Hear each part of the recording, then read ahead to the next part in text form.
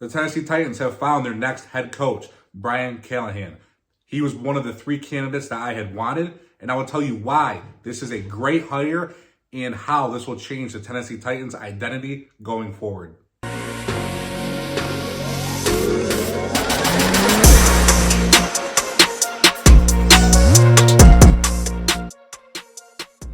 Hey Titans fans, how's it going? Titan Uprising here. Thanks for tuning in.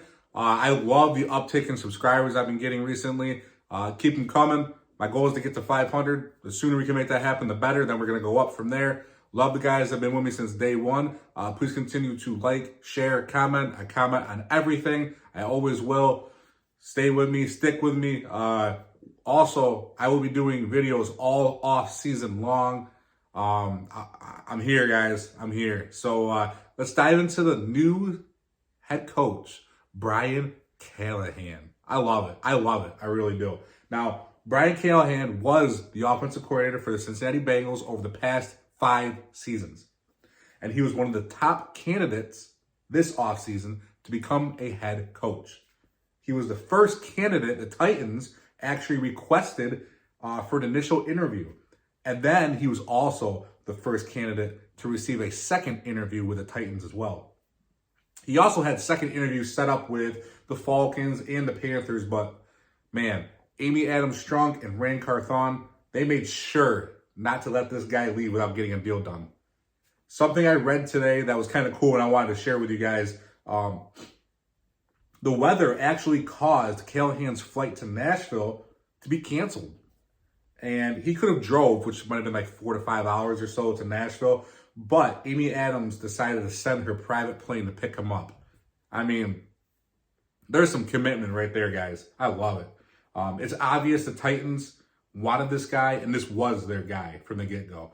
Everything points to it. Sending the private plane out, he was the first interview in general. Then he got the first request for, the second interview. I mean, it's clear we wanted this guy. We've been targeting this guy. I love that it feels like we got our guy. And now the fact that we didn't trade Mike Vrabel holds more water, I would say. Like, it gives us more reasoning behind why we didn't. We had our eyes on somebody that we liked, and we went out and got him. And other teams liked him too. We didn't get behind the 8 ball on this by trying to trade Vrabel. And guess what? Vrabel's still out there. If he's so great, why does he not have a head coaching offer right now? Guys, don't listen to the media at all, okay? I always say, you can read whatever you want and, they can try to sway your decision or how you view things, but just try to look at what's actually going on, right? We got a guy in Callahan that everybody wanted. I shouldn't say everybody, but a few other teams wanted him. He was interviewed by numerous teams. Other teams had second interviews set up. We got him first. Okay? Now look at Vrabel. Supposedly, if he's this great, can't miss coach, and why did we fire him, and we're stupid, and blah, blah, blah. I don't see him getting any offers. Guys, this is just see what's going on, okay? The media doesn't love us. They always have just, absolutely spat on the Titans. As long as I've been a fan, no matter what the Titans do, they can't do anything right. They're not good enough. It's amazing how people don't talk Vrabel up that much, and then all of a sudden he gets fired, and now he's the best head coach ever to exist, to ever walk the planet. Come on. Stop it. Stop it. Anyways, now, I told you guys that this meant the Titans are changing their identity. And let me explain that, okay? And how this will even change our draft strategy going forward. Callahan coached Matt Stafford, Derek Carr, and Joe Burrow. They all were under him. They all had 4,000-yard passing seasons. Now, Burrow threw for at least 4,400 yards in each of his first 2 full seasons with Callahan. Now, this is huge for Will Levis, guys. Levis is actually going, he's actually going to have his 4th offensive coordinator in 4 years. That's crazy. Sounds familiar, doesn't it? Like what happened to Mariota? Let's avoid that. Now, there should be some similar plays or schemes because, if you guys remember, Bengals head coach Zach Taylor worked together with Levis's old offensive coordinator with the Rams, I should say. And that guy's name was Liam Cohen. Now, there's a chance that he could become the next offensive coordinator, give Levis some continuity there. But we don't know that yet. We don't know who this guy's coordinators are going to be. He hasn't even had his press conference introductory yet. So, yeah, we don't know yet. I like to think they have a plan. When you hire a head coach, when you interview him, you got to know what his plan is. So don't be shocked if Liam Cohen pops up there as a candidate to be the offensive coordinator. But we do know today that Callahan it was announced that he was going to be calling the plays, which I like because guess what? We can't lose him to another team. Our head coach is the offensive coordinator calling the plays. I love it. I love it. That's what we've been needing for years. And times are changing, guys. They really are. Now, the reason I'm telling you all this is because Will Levis is going to be slinging that rock this year. I would bet Levis hits 4,000 yards passing. And finally, this offense will no longer be run, pass, punt. Times are changing, guys. Now, Callahan has been on record saying this is a passing league and you have to have weapons. Now, we all know Tennessee Titans need offensive line help. But remember, the Cincinnati Bengals also needed offensive line help. And they decided to go out a few years ago and draft Jamar Chase instead of an offensive lineman. And I was one of the guys, I was like, man, Burrow's just getting smoked back there.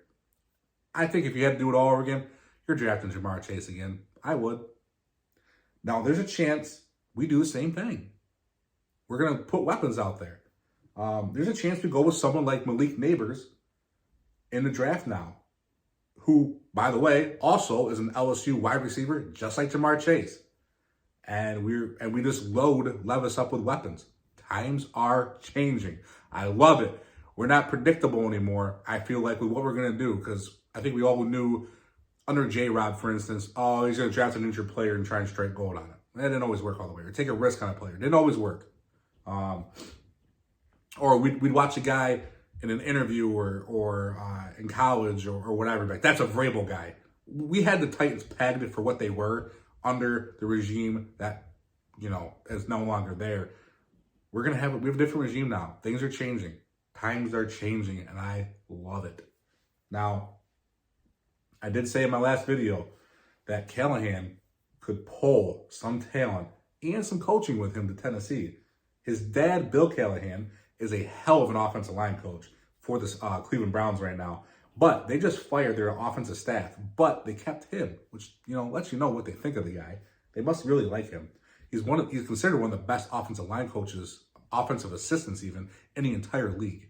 So I bet he would love to coach with his son. What a cool opportunity that would be. Now, T. Higgins is a possible free agent with Cincy.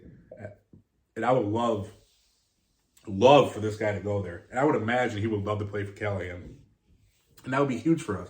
Now, remember, T. Higgins, Nashville boy, guys. Yeah, he's a Tennessee boy. So, it's like lining up there. It really is. I want T. Higgins on the Tennessee Titans so bad. Let's get him in here. Now, remember, guys, all players love playing for Callahan.